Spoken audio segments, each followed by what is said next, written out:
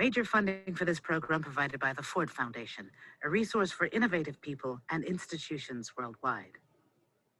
And the Corporation for Public Broadcasting. Additional funding provided by these funders.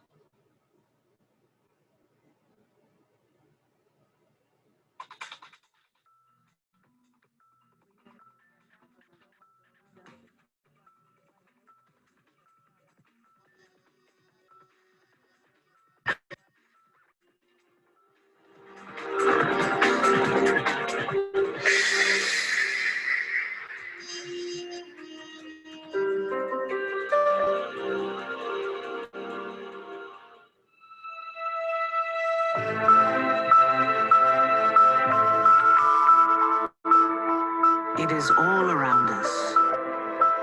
It is an illusion and yet profoundly real. What we perceive as race is one of the first things we notice about each other. Skin, darker or lighter. Eyes, round or almond. Blue, black, brown. Hair, curly, straight, blonde, or dark.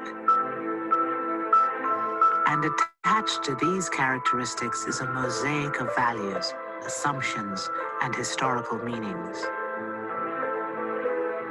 Even those of us who claim we don't believe the stereotypes can easily recite them.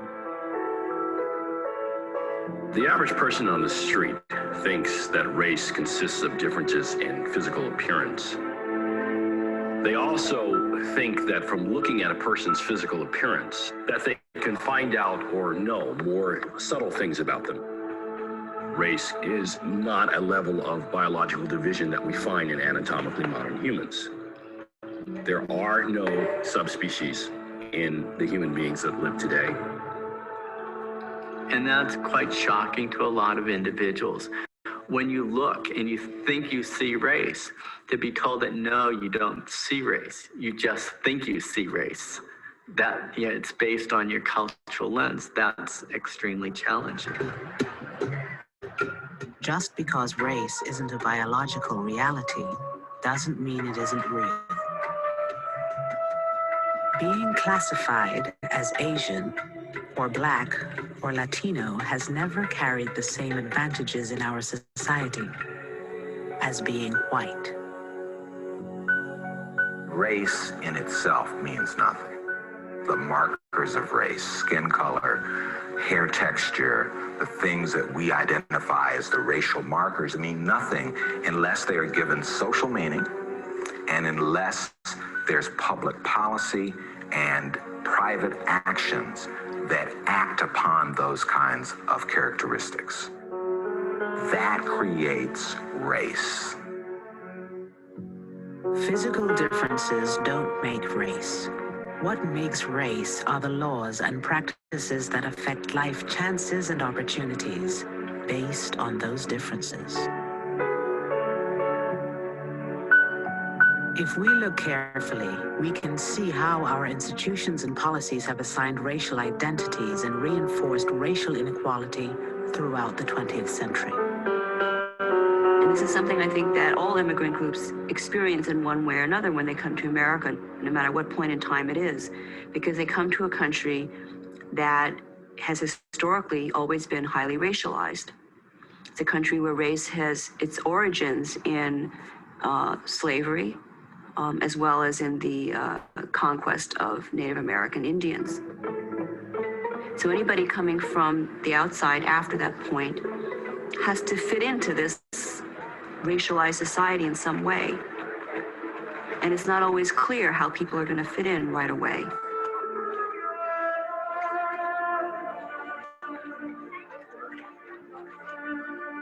At the start of the 20th century, as millions of immigrants arrived from all over the world, lawmakers and social scientists debated how all of them, including the new European arrivals, would fit into the hierarchy of races already here.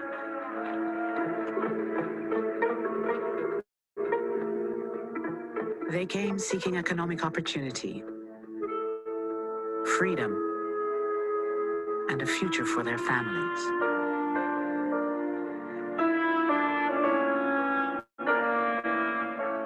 Of the 23 million newcomers between 1880 and 1920, the vast majority were from Eastern and Southern Europe.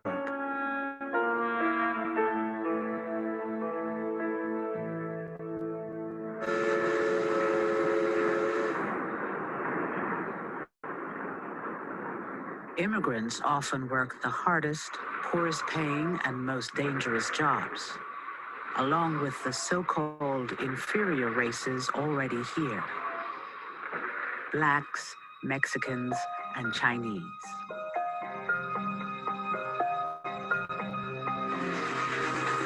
Cities with enormous slums developed as the ugly side of industrialization. Ugly both in terms of the aesthetic of American cities, but also ugly in terms of the solidifying of class differences and class tension. As all of those things became apparent, the immigrant became the symbol for what America might be becoming.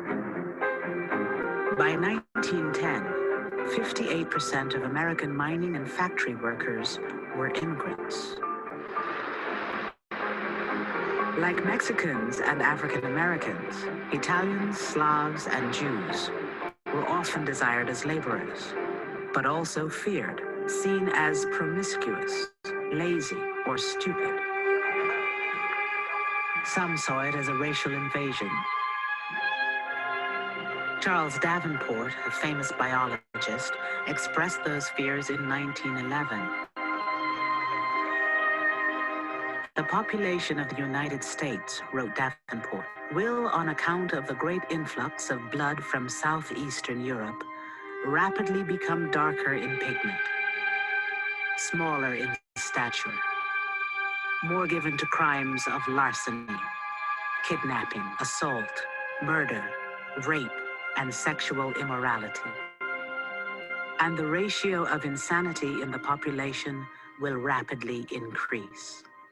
And this was also a time when scientific race theory began to take off, and people began to look at society and look at groups of people in more racialized terms. So people were perceived as being separate races. So you had kind of a higher order of white races, which were seen as the Nordics, as opposed to what many of the nativists called the lower races of Europe.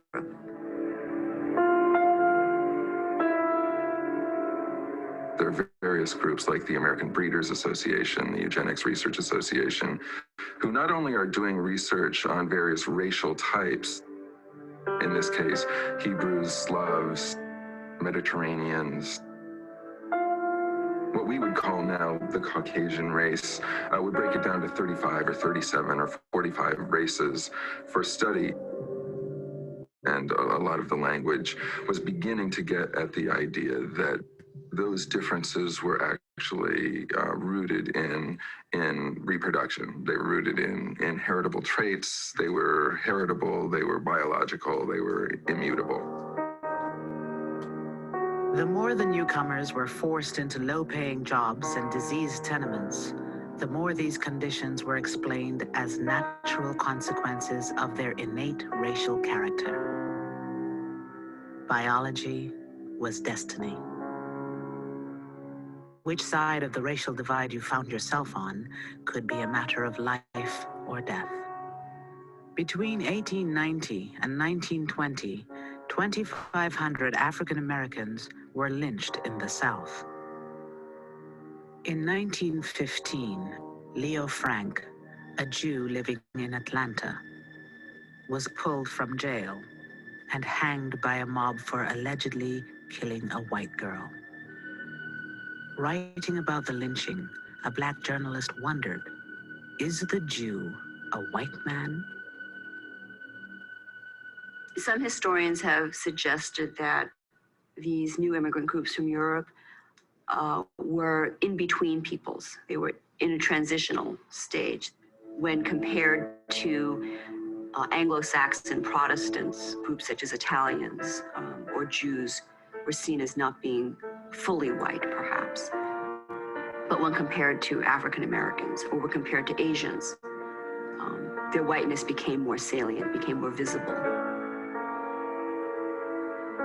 Could European ethnics become fully white and thus fully American? By 1910, a new term was entering popular culture to describe the transformation of Europeans. The phrase came from the title of a Broadway play by Israel Zangwill. God, said Zangwill, would melt down the races of Europe into a single pure essence, out of which he would mold Americans. So when the Irish, when Germans, when Italians were coming and they didn't speak the language, they didn't know the culture, the idea was they will assimilate into Americanhood. They will become American, which in the American tradition has meant white American. But that melting pot never included people of color. Blacks, Chinese, Puerto Ricans, etc. could not melt into the pot. They could be used as wood to produce the fire for the pot, but they could not be used as material to be melted into the pot. Whiteness was key to citizenship. In 1790, Congress had passed an act declaring that only free white immigrants could become naturalized citizens. After the Civil War, naturalization was extended to persons of African descent as well. But it was the white citizen who had clear access to the vote, sat on juries, was elected to public office, and had better jobs. Whiteness was not simply a matter of skin color. To be white was to gain the full rewards of American citizenship. In order to be a naturalized citizen in this country, you had to be categorized as white or black. And almost everybody who tried to naturalize, all but I think one case that went to the Supreme Court, all of them were people trying to be categorized as white. So the court had to make decisions about who was white and who was not. Courts and legislators had long been in the business of conferring racial identities. In the South, to enforce Jim Crow segregation and laws against mixed marriages, courts had to first determine who was black under law. And here's where it really gets interesting. You got some places, for example, Virginia law defined a black person as a person with 1/16 African ancestry. Now, Florida defined a black person as a person with 1/8 African ancestry. Now, Alabama said, you're black if you got any black ancestry, any African ancestry at all. But you know what this means?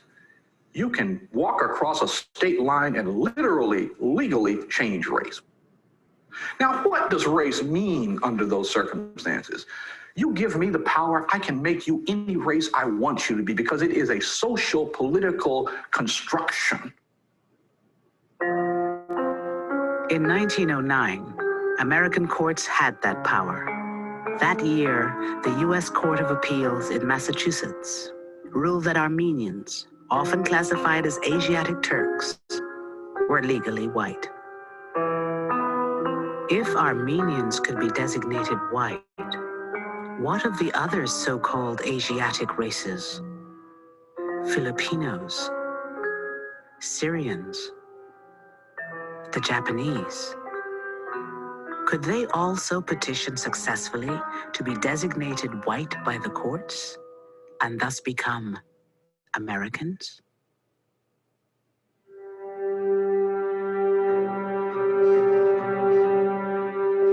In 1922, when Japanese businessman Takao Ozawa petitioned the Supreme Court for naturalization, many in the Japanese community believed his was the perfect test case. Takao Ozawa came from Japan, went to the University of California at Berkeley for a few years, then moved to Hawaii where he had a family, and he applied to become a naturalized citizen in 1915. My father wrote his own brief and everything, and he was really devoted. He wanted to become an American citizen. and nothing would stop him. He was determined. Japanese growers in California watched Ozawa's case closely. By 1920, a series of alien land acts prohibited many non-citizens from owning or leasing land. Without a legal designation of whiteness to make them citizens, Japanese immigrants could not have the full protection of American law, no matter how long they lived in the country. In his brief, Ozawa argued that his skin was as white as any so-called Caucasian, if not whiter. But he made a much more important second argument. But his second argument was that race shouldn't matter for citizenship. What really mattered was a person's beliefs. My honesty and industriousness are well known among my Japanese and American friends. In name, Benedict Arnold was an American, but at heart he was a traitor.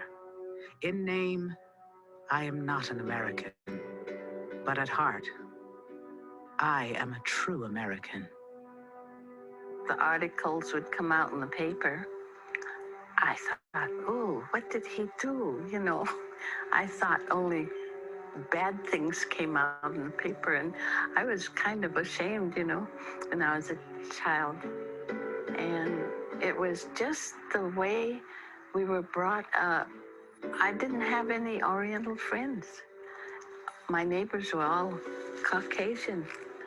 And so he was so determined to get us, well, when the time came to be American citizens. The Supreme Court ruled that Ozawa could not be a citizen. They said he was not white within the meaning of the statute and therefore not eligible to citizenship. And the court said, well, he's not white because he's not Caucasian, and Caucasians are whites. He did everything right. He learned English. He had a lifestyle that was American. He went to Christian church on Sunday. He dressed as a Westerner. He brought up his children as Americans. He did everything he was supposed to do. And yet he's told that he can't be a citizen because he's not white. The court ruled that according to the best known science, Ozawa was not Caucasian, but of the Mongolian race. But the court would not be bound by science in policing the boundaries of whiteness. Only 3 months after Ozawa, the court took up the case of Bhagat Singh Thind, a South Asian immigrant and U.S. Army veteran who petitioned for citizenship on the grounds that Indians were of the Aryan or Caucasian race, and therefore white.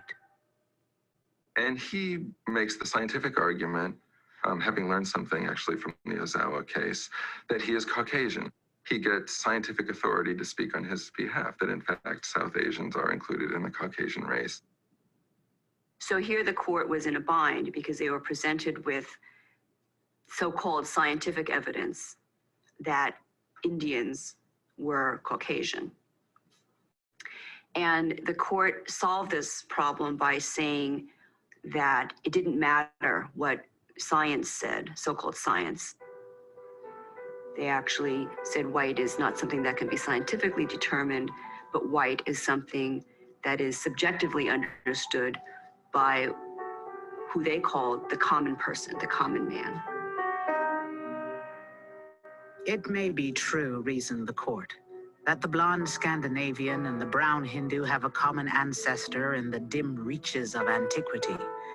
But the average man knows perfectly well that there are unmistakable and profound differences between them today.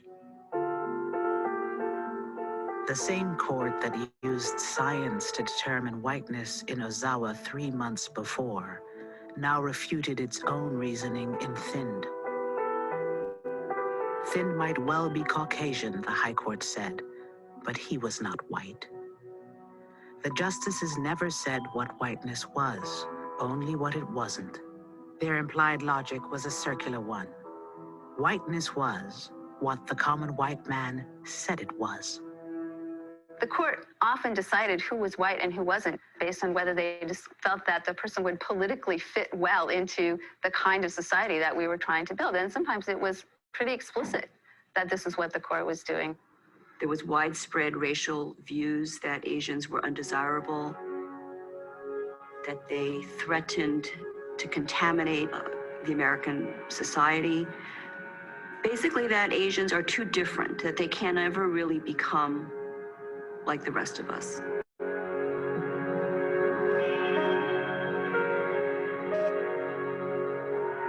The consequences of the unanimous verdict in U.S. versus Thind were catastrophic for the Indian community.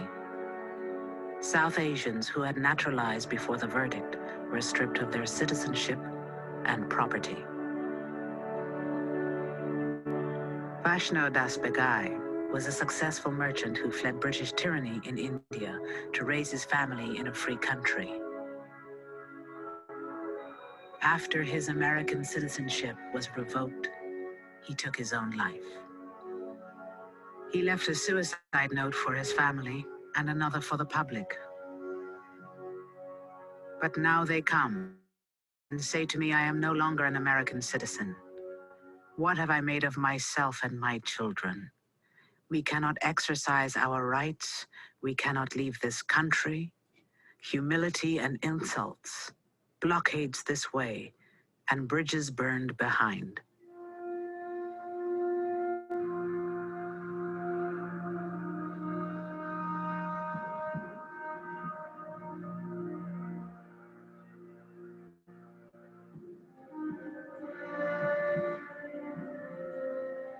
For the Japanese community, the verdicts in the Ozawa and Thind cases were equally devastating.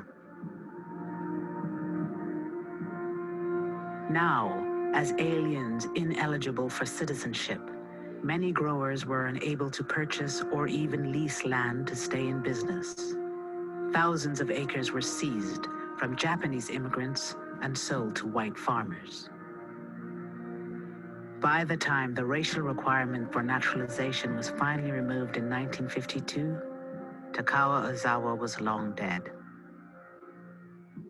The notion that Asians are racially unassimilable and that they're ineligible to citizenship because of their race is something that I think has had a real enduring effect.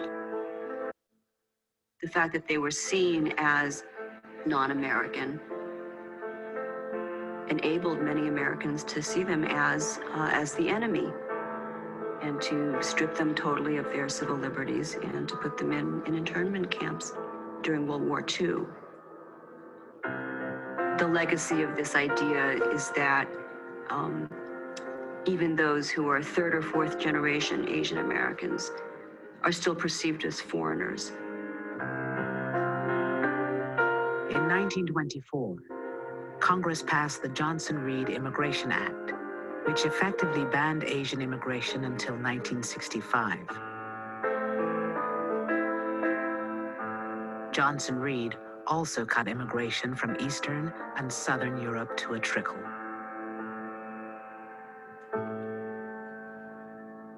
Your blood's the same as mine. Mine's the same as his. Do you know what this wonderful country is made of? It's made up of... World War II found the U.S. at war with Nazi Germany and Japan. Films like the 1945 Oscar-winning short, The House I Live In, called for national unity and ethnic tolerance. What is America to me? A name. And these other distinctions which had carried so much power in an earlier period, Celt, Slav, Anglo-Saxon, started to fade away.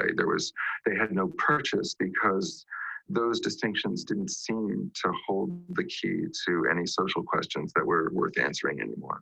The more important and more pressing political social questions seemed to hinge on black and white.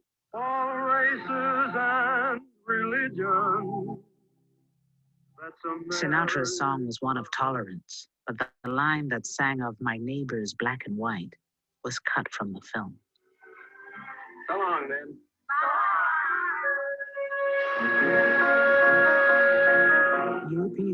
first were learning that whiteness was more than skin color. It was the privilege of opportunity, and above all, exclusive. There's this whole very standard narrative of the European mobility model. We came here with nothing. We worked hard. We pulled ourselves up by our bootstraps. And it's offered up as proof of the openness of the American economic order. Left out of the bootstrap myth of European ethnics was access to opportunities close to non-whites. Roosevelt's New Deal reforms offered many Americans a path out of poverty. This Social Security measure gives at least some protection to 30 million of our citizens. But the original Social Security program excluded farm workers and domestics, most of whom were non-white. And many unions locked blacks and Mexicans into low-paying jobs or kept them out altogether. But perhaps the best example of how European ethnics would finally gain the full benefits of whiteness came with an innovation in housing at the end of World War II.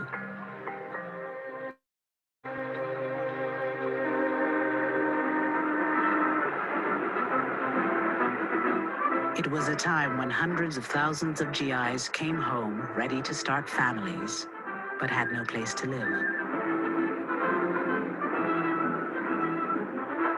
Living space was at a premium.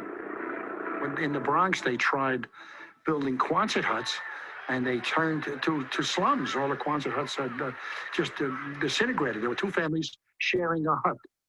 One family at one end, one family at the other, and before you know it, they were awful.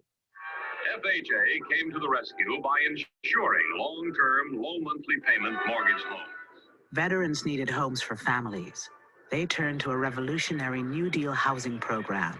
It would racialize housing, wealth, and opportunity for decades in ways few could have imagined. In the 1930s, the federal government created the Federal Housing Administration, whose job it was to provide loans or the backing for loans to average Americans so they could purchase a home. Due to the stimulation of the National Housing Act, from every section of the country come reports of vastly... In order to purchase a house in America prior to 1930s, you had to pay 50% of the sales price up front. The new terms of purchasing a home was that you put 10% or 20% down, and the bank financed 80% of it, not over 5 years, but over 30 years at relatively low rates. This opened up the opportunities for Americans to own homes like ever before. The average person could own that home. If these terms sound familiar, they should, because this is essentially the same financing scheme that allows most Americans to own their homes today. Federal programs and banks sank millions into the home construction industry.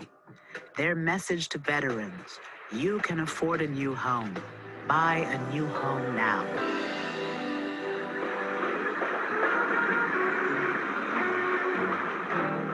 On the outskirts of Baltimore, Memphis, Chicago, Los Angeles, Denver, and other cities, brand new communities sprang up.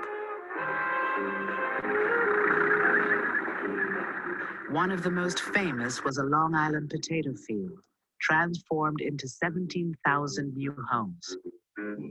It was called Levittown. Tax dollars helped make the single-family home a mass-produced consumer item. The American dream had a new name: suburbia. You have to remember the people who came here in 1947, 1948 were young ex-GIs whose uppermost concern was taking advantage of the GI Bill and making things better for themselves. Before moving to Levittown, Herb Callisman and his wife Doris lived in a cramped attic apartment in New York City. And when we began to look for an apartment, We found that the apartments were $100, $125, $150 a month. I know that's unbelievable today, but it was too expensive for us. And out here in Levittown, the mortgage payments was $65 a month. They say your kitchen dazzles every eye. A brand new sink, a built-in oven, a new refrigerator, and If you were buying a Levitt home in 1947, 48, 49, 50, and 51, you would get, this would be your kitchen. You would get a GE stove, GE refrigerator, and a Bendix wash machine. It would be part of the real estate.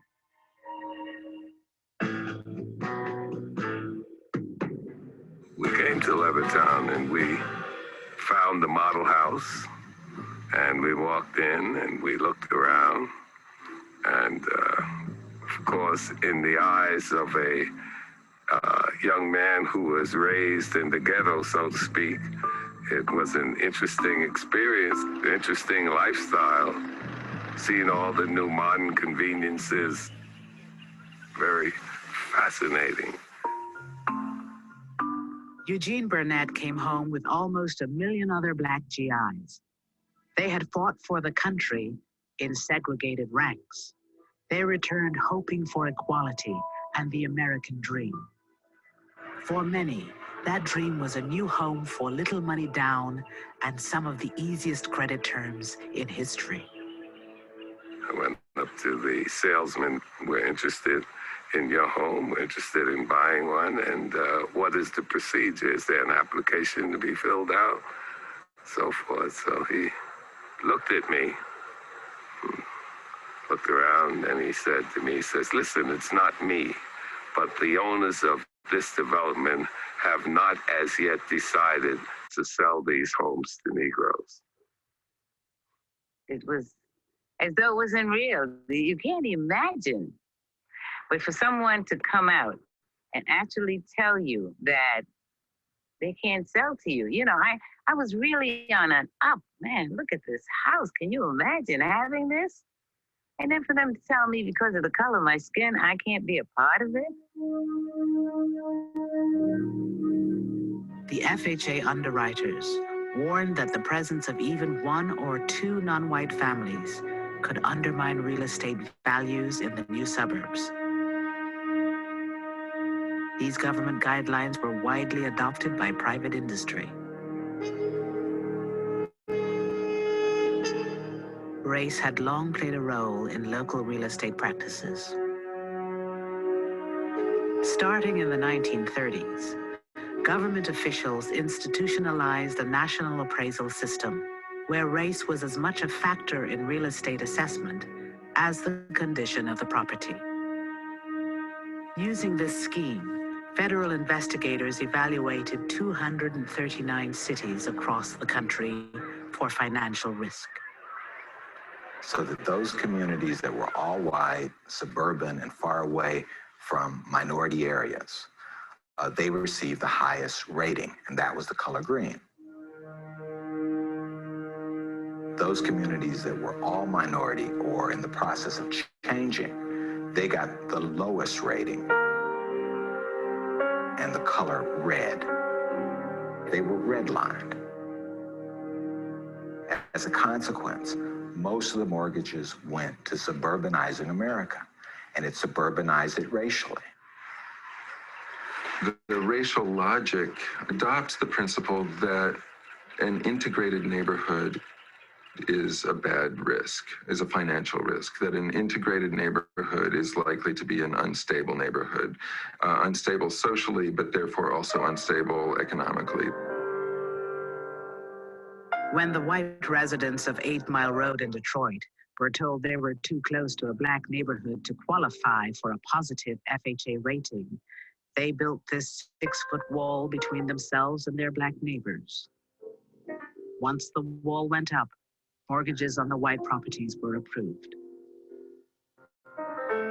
Between 1934 and 1962, the federal government underwrote $120 billion in new housing. Less than 2% went to non-whites. I can understand an individual, depending on his environment or his family or whatever, being racist. But for your country to sanction it, give him tools to do that, there's something definitely wrong there.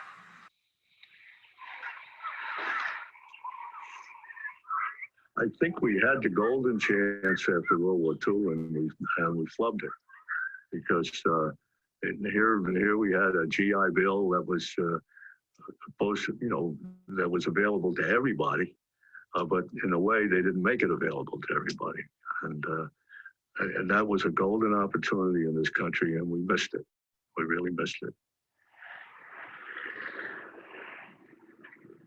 You can always tell, can't you? A town with good real estate people is a more substantial community because more people own their own homes. That's right. And now it's sort of hard to believe that the federal government nationalized and introduced redlining. In a funny way, it wasn't just giving something to whites, it was constructing whiteness. Whiteness meant, as in the past, whites had meant being a citizen and being a Christian. It now meant living in the suburbs. Only 50 years before, European ethnics were believed to be distinct races. Now, in these new segregated neighborhoods, they blended together as white Americans. We do have different religious groups. We were mixed up there, but we were an all-white community, and I think it's an unrealistic world. I think there's something sterile about everyone being on the same economic level and everyone being the same color. It certainly doesn't promote a feeling of a wider world, wider, not whiter, to live in a place where there are only people that look like you. Cartoonist Bill Griffin remembers moving from Brooklyn to Levittown as a kid. It's an untenable artificial world. You're creating a weird utopia in a way, a utopia of middle-class white people who were trying to deny that they were living in a multi-racial world. And how long can you keep that up? You can't keep that up forever.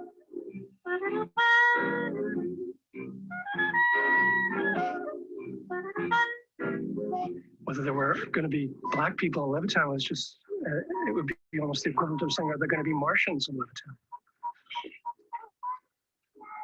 Basically, the idea of whiteness is who's included, who's part of the family, and it has material consequences. Blacks weren't completely left out of the housing market. The housing market that they were exposed to was largely public housing. And public housing, first of all, was built almost exclusively, with a few exceptions, in the central city. And after World War II, we started building larger and larger public housing projects, which were called vertical ghettos. All of a sudden, you're concentrating large numbers of poor people of color in one place. Another federal program, urban renewal, was supposed to make cities more livable. 90% of all housing destroyed by urban renewal was not replaced. 2/3 of those displaced were Black or Latino. Fair housing for all human beings who live in this country is now a part of the American way of life. In 1968, President Johnson signed the Fair Housing Act. For the first time, racial language was removed from federal housing policy. Non-white families began moving into traditionally white communities in numbers.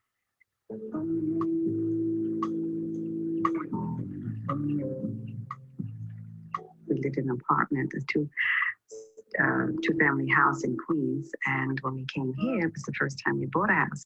And I was looking for everything in the storybooks. The Frisbees moved from Queens to suburban Roosevelt, only a few miles from Levittown. Like the Frisbees, many non-white families would discover the economic value of race in the real estate market. They watched as their homes and neighborhoods in suburbia declined precisely because they had moved into them.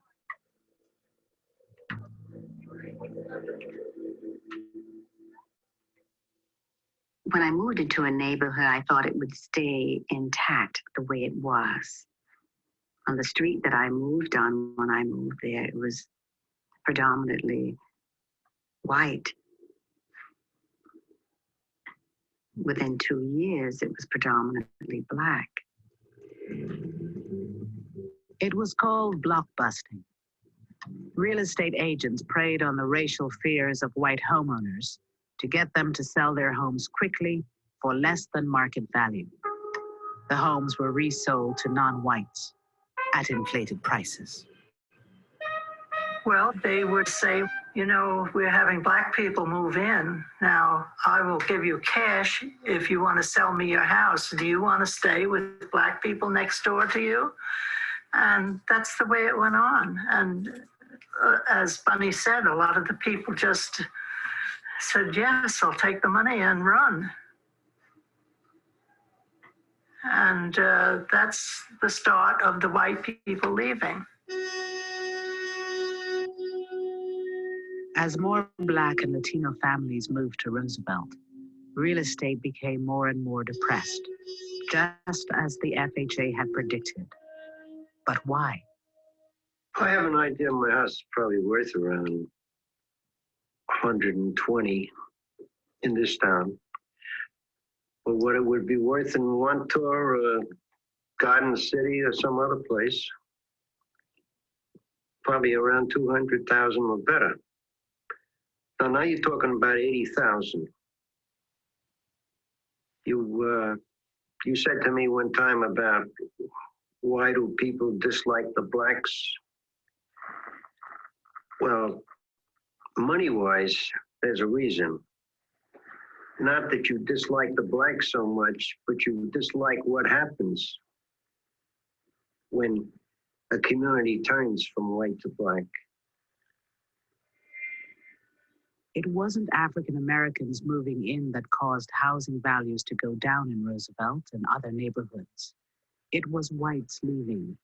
When a neighborhood, a previously white neighborhood, starts to integrate, even if individual whites don't have personal or psychological animosity or racial hatred, they still have an economic incentive to leave because they recognize that others might make the same calculation and leave first. So you get a vicious circle where whites calculate that other whites are going to sell when a neighborhood integrates. Therefore, they want to sell first to avoid losses, and they actually make it happen. They make white flight happen. And if you think about African Americans, if African Americans are 20% of that market, it means that 80% of the people are not looking in those places for homes. So the prices of those homes declines or stays stable. And banks contribute to this by continually making loans in regions that are on the rise, white communities, and making it difficult to get loans in black communities. So there is a difference. There's a lack of symmetry that's important to keep in mind. So it's not the same when whites are all by themselves. Because when they're all by themselves, they're taking all the resources with them. They're taking all the amenities with them. But when blacks are by themselves, they can't get loans. They don't have a decent tax base. There are no jobs, and then that becomes associated with black space.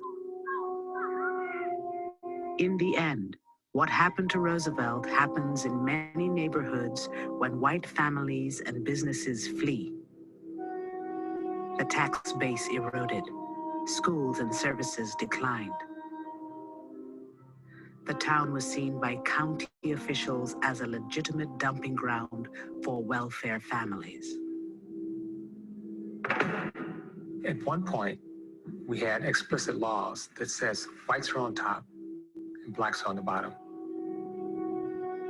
Today, we have many of the same practices without the explicit language. And those practices are largely inscribed in geography. And so geography does the work of Jim Crow laws. So many people are confused as to why after 50 years of civil rights are our schools still segregated? Why are our housing markets still segregated? Why are our jobs still segregated? And again, a lot of this is a function of how we've reinscribed the racial geographic space in the United States. That structure is still what we're living with today.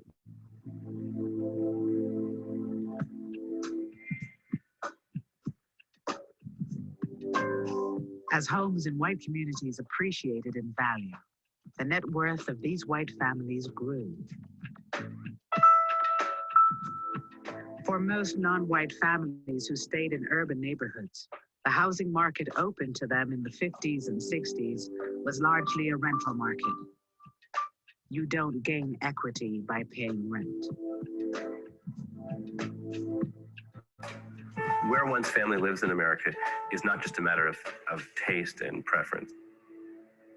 You have the issue of housing and wealth.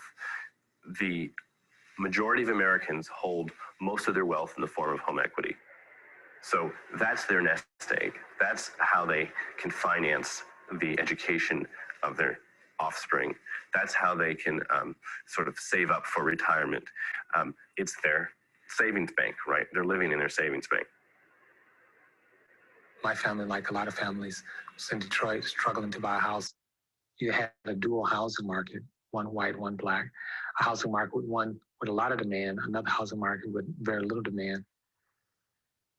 My father lives in the house that I grew up in. The house today, 5-bedroom house, is worth about $20,000. The same house bought in the suburbs would be worth today about $320,000. So whites moving to the suburb were being subsidized in the accumulation of wealth, while blacks were being divested. And these were public policy decisions in which, on one hand, people were given access to property, given title, and subsequently wealth. And on another hand, where people were not given access to property, did not generate wealth, and did not generate the kind of opportunity for the next generation. So if you can get a government loan and with your GI Bill, your newly earned college degree, and buy a house in an all-white area that then appreciates in value, that then you can pass on to your children, then you're passing on wealth that has all been made more available to you as a consequence of racist policies and practices. To the child of that parent, it looks like my father worked hard, bought a house, passed his wealth on to me, made it possible for me to go to school, mortgage that house so I could have, you know, relatively debt-free college experience and finance my college education. How come your father didn't do that? You know, well, there's some good reasons why maybe your father had a harder time doing it if you're African American or Latino or Native American.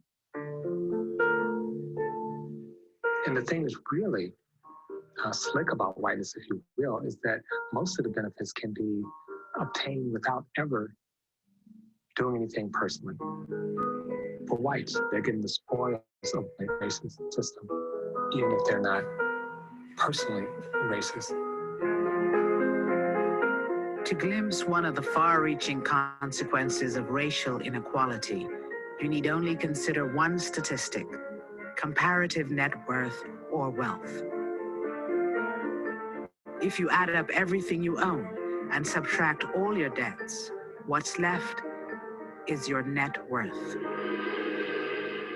Today, the average black family has only 1/8 the net worth or assets of the average white family. That difference has seemingly grown since the 1960s, since the civil rights triumphs, and is not explained by other factors like education, earnings rates, savings rates. It is really the legacy of racial inequality from generations past. No other measure captures the legacy, the sort of cumulative disadvantage of race, or cumulative advantage of race for whites than net worth or wealth. Even with the same income, white families have on average twice the wealth of Black families. Much of that difference lies in the value of their homes. But what happens when we compare families along the color line who have similar wealth? When you make the right comparison, when you compare a Black kid from a family with the same income and wealth level as the white kid from the similar economic situation, rates of college graduation are the same. Rates of employment and work hours are the same. Rates of welfare usage are the same. So when we're talking about race in terms of a cultural accounting of these differences or a genetic accounting of these differences, we're really missing the picture because we're making the wrong comparison.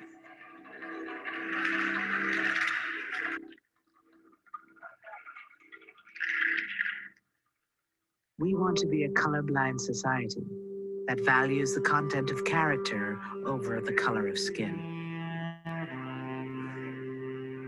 The hope of thousands of newcomers who arrive each year is that we already are.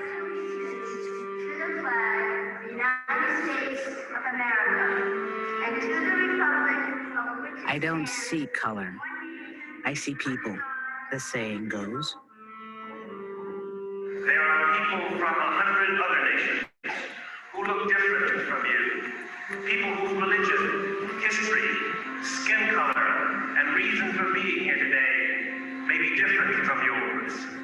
But in post-civil rights America, is color blindness the same as equality? The notion of color blindness came to us from that famous I Have a Dream speech of Dr. Martin Luther King, where he said that people should be judged by the content of their character and not by the color of the skin. And what has happened in the post-civil rights era is that whites have assumed that we are already there, that we're in a society where color does not matter.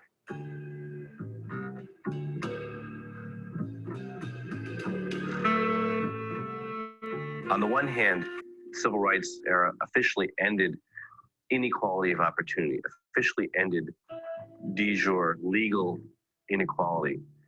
At the same time, those civil rights triumphs did nothing to address the underlying economic and social inequalities that had already been in place. It doesn't recognize the fact that the rewards, the house, the Lexus, the big bank account, those are not only the rewards of the pot of gold at the end of the game, they're also the starting position for the next generation.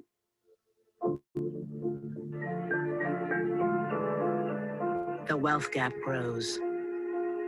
The advantages of being white accumulate from one generation to the next. What are the benefits or the advantages to being white in a society that has historically given benefits and advantages to members of the dominant group? And if you are a person who has that privilege, you don't necessarily notice it. So until we recognize that there's really no way to talk about equality of opportunity without talking about equality of condition, then we're stuck with this paradoxical idea of a colorblind society in a society that's totally unequal by color. Claiming we don't see race won't end racial inequality. As Supreme Court Justice Harry Blackmun said, to get beyond racism, we must first take account of race. There is no other way.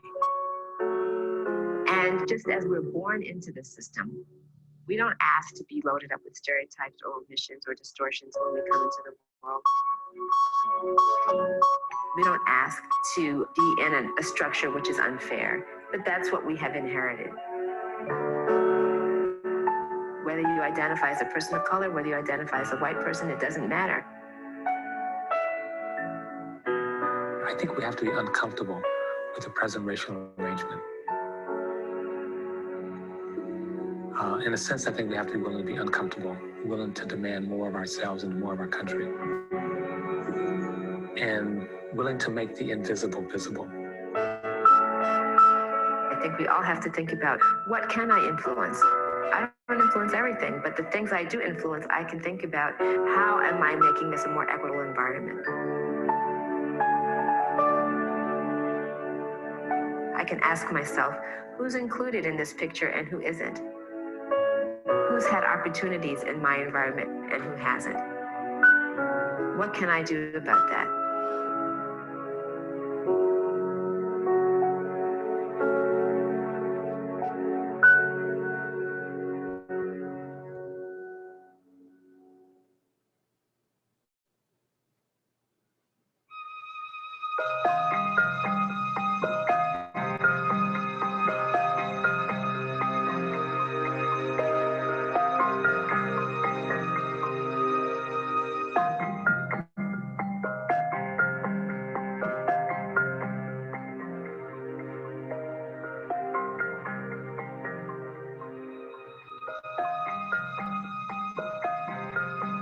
To learn more about Rethinking Race, visit PBS online at pbs.org. To order the video set of Race, The Power of an Illusion, call 1-877-811-7495 for educational use only.